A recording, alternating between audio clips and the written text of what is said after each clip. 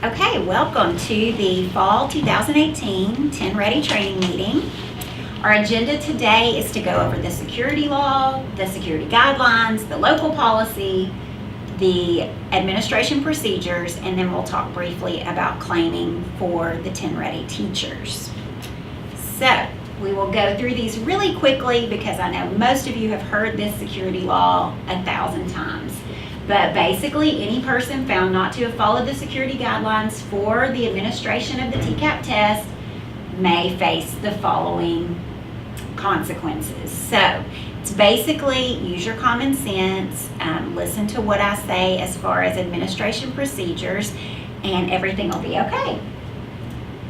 And this just kind of goes through what could happen, but they don't want to scare us as teachers. They just want you to be aware that there are minor things that could happen and major things that can happen, and we try to avoid all of those.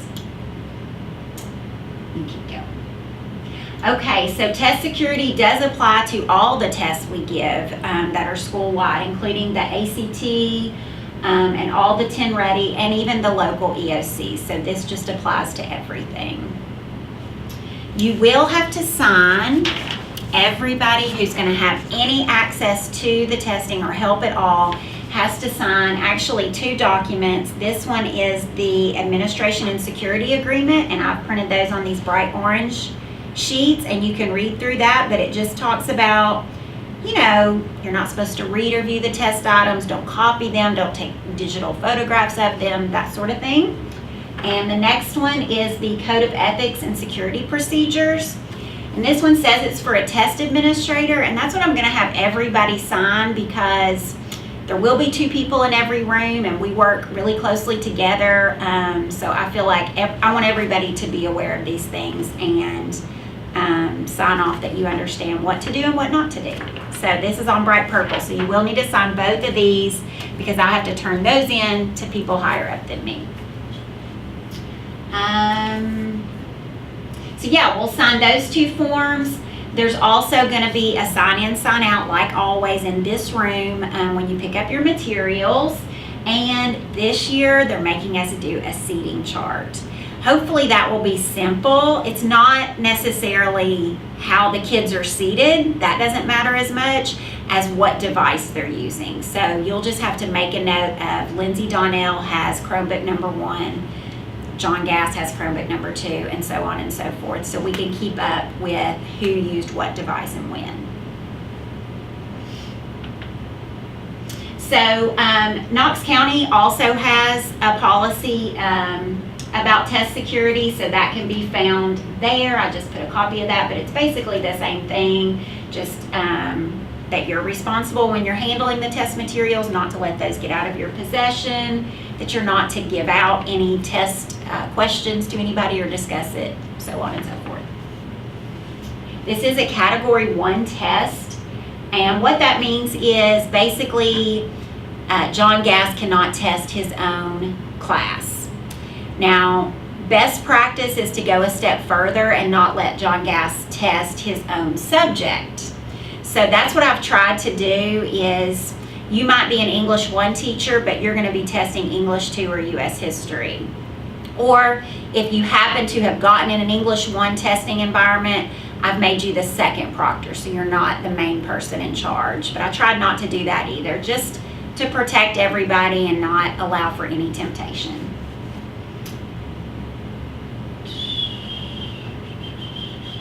So this just talks about keeping the materials secure. So I keep them in here locked. And then when you come to pick them up, you have to count and sign out and then sign back in. So that's just our process for keeping things secure. Again, no discussion of test content. So I think this one's tricky because it's so easy when your class gets back from taking their test to say, how was it? And then the kids start talking about the questions that are on the test. And that's really not allowed, and we should avoid that.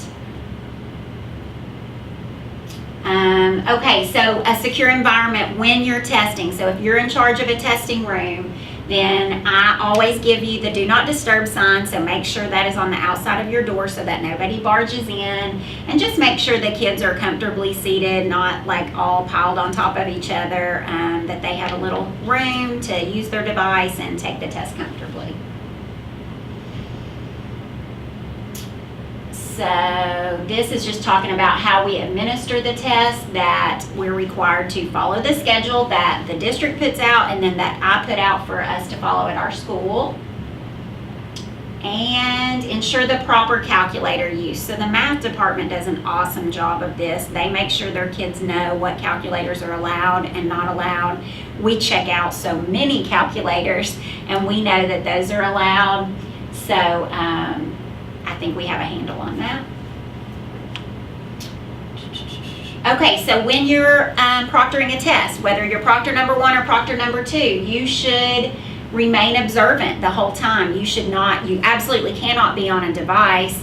You should not be grading papers. You should not be reading a book. You should be observing the testing environment. Luckily, these subparts aren't crazy long, so like the most you're going to be in there with students is 2 hours, and they won't even be testing that whole time. So it's really not too bad. Electronic, cell phones, smartwatches, just like every test we do, those have to be taken up and absolutely turned off. And I would triple check that when you take those cell phones up. Also, your cell phone has to be off during testing. You should not coach the students in any way, and hopefully, these aren't your students. You might know some of them, but you won't be tempted to coach them through the test. They're not allowed to receive any kind of assistance. You can't read anything to them. Basically, the only thing you could do is if they're having trouble with the Chromebook and they can't see the whole question. This came up last year. You can go over and point to the scroll bar. You can't actually scroll for them. You shouldn't do that, but point that they can scroll over and see the rest of that question. Next. Oh, just more on this. So, ensure students are using computers in a setting that does not allow them to view other students' computers. All of our classrooms are flat, so that's a good thing. But, this could happen, and there's only so much we can do to control that. So, I don't go in and set up the classrooms in any particular way. If you feel as the room supervisor it's a temptation for your kids how their desks are set up, move their desks around. But if you're monitoring and your other proctor is monitoring, then we should avoid this, I think. Again, they go over this multiple times. Do not look at the test. Do not copy down any test questions. You can't paraphrase them even and copy them down. That is also not allowed. Go ahead. If there is a breach of security, like you suspect cheating or a student didn't turn in their cell phone and you caught them 30 minutes into the test looking down on their phone, anything that you suspect could be a potential breach, let me know right away. So there's a chain of command. You let me know, I let our principals know, and I let the testing people know at the county, and then we go from there and we make a decision on what we should do. One thing to be careful of is to not let students take the same subpart of the TNReady twice. This has not happened here, knock on wood. I cannot believe it's even part of our instructions, but apparently it has happened. So you do want to make sure, and it's part of your instructions, to say, we're doing subpart 1, make sure you click subpart 1. Again, everybody, we're on subpart 1. Cell phones, they talk about this repeatedly. So if someone is caught with a cell phone, and if we suspect they're using it to cheat, their test will absolutely be nullified. If someone is caught with a cell phone after they've submitted their test and we're sure they're not talking about the test or cheating, there might be discipline for having their cell phone, but probably their test won't be nullified. It's only if we really suspect they're using it to cheat, but hopefully they will not have it and we don't have to worry about that. Obviously, the best practice would be for students to not have their cell phones, but we know that does not happen. So I will send out a parent messenger just letting them know we are going to take those up during testing. We are taking up smartwatches. If they choose to leave it at home that day, that would be awesome, but there it is. So, yeah, that's the same thing again, just redundant, but no electronics for teachers either. You can't be on your laptop, you can't be on your phone. Those should be turned off. It is a breach of security. Also, students should not be placed with a family member. So I do know that a lot of teachers have children here. If I've done that, I didn't pay attention to it. So make sure to let me know and we'll just switch you with another proctor. Okay, so this is about, go ahead and click it one more time until it's full. There we go. This is about what we should cover in our classrooms. So they are kind of vague about it in a way. It's basically if there's anything that could help the student on the test, it should be covered. So you guys know what that is better than I do. If kids are testing in an English classroom and they're doing the writing portion and there's a poster about how to write an essay, that should probably be covered because that could help them. If they're testing English in a math classroom, then I think we're okay. So you just want to pay attention to my schedule, who's testing in your room and when, and go ahead and cover things up or take things down. I did the ACT in the front hallway and most of the classes were pretty clear as far as that. So I'm hoping teachers across the building don't have a lot of stuff that could help their students. But it does give you some examples, sentence starters, the FOIL acronym, the 5-paragraph essay. For math, if you have anything on your walls that is not on the reference sheet, and I can provide you a copy of that ahead of time, that needs to be covered up or taken down. Go ahead.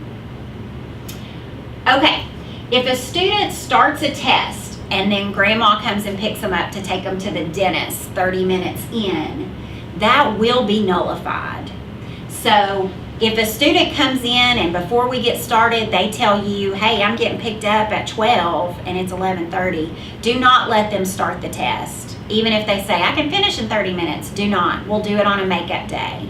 They cannot start and then stop halfway through and then come back to it. It just gets nullified and the whole test gets nullified. So even if they're on subpart 1, they can't finish the test and we don't want that to happen. So it might even be something you ask at the beginning. Is anybody checking out during this test? Because we don't want them to start that test. The absence policy, I've got makeup days built in each week of the testing window, so I hope that we have a handle on this. But they do have to take the subparts in order, and they're being a little more strict on that this year. So if a kid misses subpart 1, but they come back the day of subparts 2 and 3, I'm not going to let them take that. They're going to take subpart 1 in a makeup environment because they do have to be in order. If a student, let's see, if they miss all subparts, they'll be marked absent, and that's a 0 for their 15%. There is an option to take an exam in Edgenuity. I think you can flip one. This is principal discretion. So if this is a kid that just doesn't come to school and they miss the whole testing window and we never got them made up and they don't have a good reason for that, they're not going to get to take the Edgenuity final. They're going to get a 0 for that 15% of their grade. But if it's a student who had surgery or was very ill and has a good reason to have missed the whole window, then Mr. Coram will make that decision to let them take an Edgenuity final and they will get that grade. Test day procedure. This is the most important part, I think. What are we going to do on test day? So if you're listed as a proctor, Proctor 1 or Proctor 2, this applies to you. Proctor 1 should come to the library conference room on the day of your test to pick up your materials. And it will be the tub, just like always, with a notebook, which we used all of last year. The notebook will have your roster of the students you're testing on the front. And then inside will be all the materials you should need for testing. That includes your do not disturb sign. There will be a checklist to make sure you've remembered everything. There are some tips to using Nextera. I only provided like one per classroom instead of one per student. So if a student needs help navigating, you can just take this out and hand it to them one at a time. I didn't hear that we ever needed more than one copy for the class. So that's what's in here. Also, your login tickets will be in here, and you will count those the morning that you pick up the test and sign those out, and then you're responsible for those the whole time you're testing, and we'll count them back in when you bring it back. So proctor number 1 will pick that up. You'll head to your class. Proctor number 2 should be there waiting for you, and you will both help seat the students, collect cell phones, and distribute their devices. If it's a Chromebook cart, if they're in the library, then just seat them at their computers. And proctor number 2 could start distributing tickets while proctor number 1 starts reading directions. That gets it going faster. I've only allowed about 20 minutes of administration time on top of the testing time. So you do want to move pretty quickly through that. Students will log into Questar when they are told to by you in the script. You will give them an access code, which you will have in your notebook, to begin testing. So they have to log in using their ticket, but they can't start the test until you give them that access code and then give them instructions to say start test. The proctor will keep time. The computer does not keep time. So you need to do that. If somebody has computer trouble during the test, you would want to make a note to stop time for that student and keep up with that. During testing, either proctor can complete that seating chart found in the proctor notebook. I think you just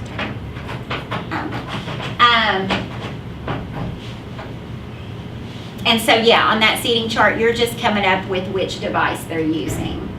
And then at the end, you're going to collect the tickets and return everything back here to the library conference room. So on Chromebooks, if you have a class using a Chromebook cart, they do not have to log into the Chromebook. They just open it, and then down at the bottom is a toolbar that says apps. They click on that, and then they will see the Questar icon from the bottom toolbar.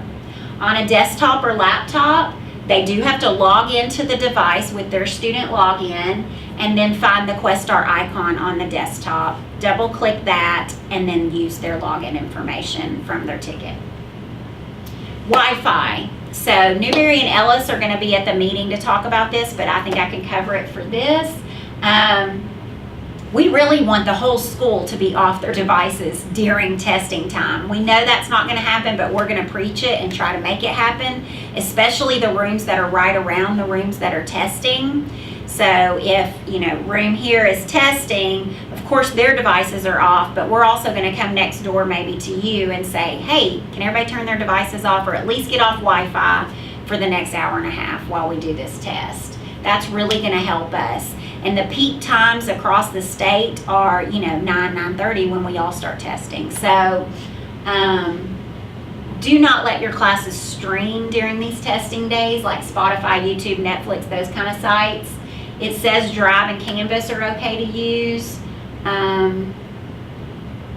If you're in a classroom testing and there are Wi-Fi issues, like it's just spinning and it's not letting them proceed, then you can click to exit and try to get back in. Every time you try to log back in though for that student, you might need that proctor password. It looks like the access code window, but it'll say proctor password. Call me and I'll give you that. If you run into submission issues, this is the biggie. Do not move them to another computer to try to pull up their test and submit. Once they've taken that test on a computer, it saves it to that computer's memory, and then once Wi-Fi is back on, they should be able to submit it. But if this happens, get in touch with me, Newberry, or Ellis, and we will come and help with that problem. A device that they weren't able to submit their test should be isolated, and then we'll handle that as we can.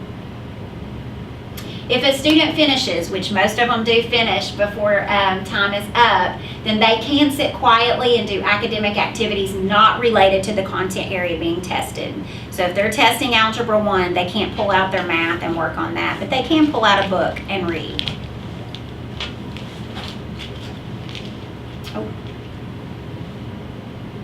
One more. I didn't mean to put that in. Okay, so the last thing is claiming, and this is just for TNReady teachers. This is the biggie. The new thing is this is due before the window is even over. It closes December 7th. So they're giving you even less time to get this done. So it will open the Monday of the week we start testing. I believe that's the 25th or 26th. And I will send out an email just to you teachers about the instructions for claiming and a little more information. But basically, a few things have changed, and I'll go over that in an email. It should be easier. It should be a little more simple to finish. Go ahead. And that's it. So make sure that you see me to sign these forms. I have to have one of these for everybody involved in testing. Make sure you pay attention to the schedule that I sent out in an email and know where you're supposed to be and when. If you're a TNReady teacher, tell your class 100 times where they're supposed to test and when. Call me, email me with questions or concerns. Thank you and goodbye.